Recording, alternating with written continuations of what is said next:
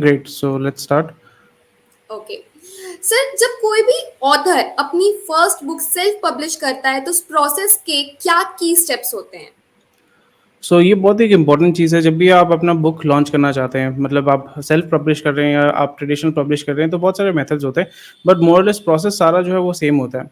वो आपको ऑलरेडी पता है, बट मैं जस्ट क्लैरिफाई कर रहा हूँ। तो यहाँ पे अगर आप अपने बुक को पब्लिश करना चाहते हैं किसी ट्रेडिशनल यानी पब्लिशर के माध्यम से करना चाहते हैं, और आज जो बहुत ही एक फेमस मेथड है दैट इज सेल्फ पब्लिश, यानी आपको कोई बड़ा पब्लिशिंग हाउस की ज़रूरत नहीं है। तो यहाँ पे प्रोसेस क्या होते हैं? प्रोसेस नंबर 1 प्रोसेस होता है कि आपका मैन्युस्क्रिप्ट रेडी होना पड़ेगा। यानी जो आप पब्लिश करेंगे, जो कंटेंट आप पब्लिश करेंगे, उसका मैन्युस्क्रिप्ट क्या रेडी है? उसका मैन्युस्क्रिप्ट क्या फॉर्मेटेड है? उसको आपको प्रॉपर्ली फॉर्मेट करना पड़ेगा, रेडी करना पड़ेगा।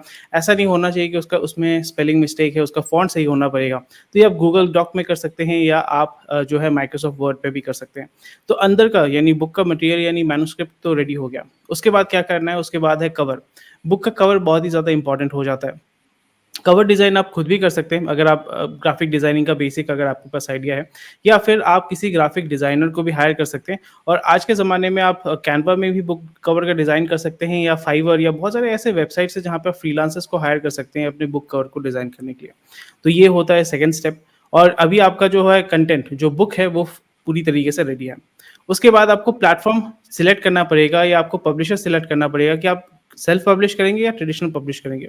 तो यहाँ पे जैसे आपको पता है कि अगर आप सेल्फ पब्लिश करना चाहते हैं, सेल्फ पब्लिश में आप अलग-अलग प्लेटफ़ॉर्म से, जैसे पोथी है, किताबलेन है, किताबलेन में भी हम आपको मदद करते हैं, पोथी है, नोशन प्रेस है। तो इन वेबसाइट्स के माध्यम से आप सेल्फ पब्लिश कर सकते हैं, या जो पेंगुइन हाउस या जो बड़े-बड़े पब्लिशिंग हाउस हैं उनके माध्यम से आपको वहाँ पे उनको अप्रोच करना पड़ेगा, उनको अपना जो काम है वो दिखाना पड़ेगा। उसके बाद अगर उनको लगता है कि आपका जो मटेरियल है वो बेटर है, तो फिर वो उसका बेसिकली आपसे जो पब्लिशिंग राइट्स है वो आपसे परचेज़ करके फिर अपने आपके बुक को पब्लिश करेंगे। नेक्स्ट हो जाता है बुक को सही तरीके से फॉर्मेट करनी, यानी प्रिंट करने से पहले थोड़ा-सा चेक करना। उसके बाद आपका आईएसबीएन, कॉपीराइट। आईएसबीएन बिना आईएसबीएन के भी आप पब्लिश कर सकते हैं, बट आईएसबीएन क्या होता है कि आपके बुक को क्रेडिबिलिटी देता है, गवर्नमेंट स्टैम्प होता है, that is a unique number जो आपको मिल जाता है।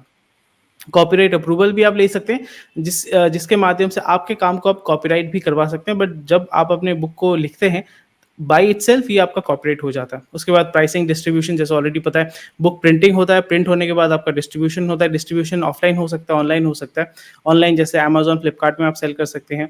ऑफलाइन मतलब जो बुक शॉप्स होते हैं वहाँ पे आपका डिस्ट्रीब्यूशन होता है। तो अगर आप ट्रेडिशनल पब्लिशिंग मेथड में जाते हैं तो पब्लिशर ये हेडेक लेता है, और जब आप सेल्फ पब्लिश करते हैं, और आज के ज़माने में आप बहुत ही आसानी से इसको अमेज़न, फ्लिपकार्ट में भी सेल कर सकते हैं। So this is the whole process शुरू से एंड तक, यानी आपने अपना बुक लिखा, उसको तैयार किया, उसको प्रिंट किया, फिर उसको मार्केट किया और डिस्ट्रीब्यूट किया। ये आपका पूरा प्रोसेस होता है सेल्फ पब्लिशिंग का। और मतलब पब्लिशिंग का ये पूरा प्रोसेस होता है, बट सेल्फ पब्लिशिंग में ये पूरा चीज़ आपको करना पड़ता है, या किताब लेन में आपको हम हेल्प करते हैं।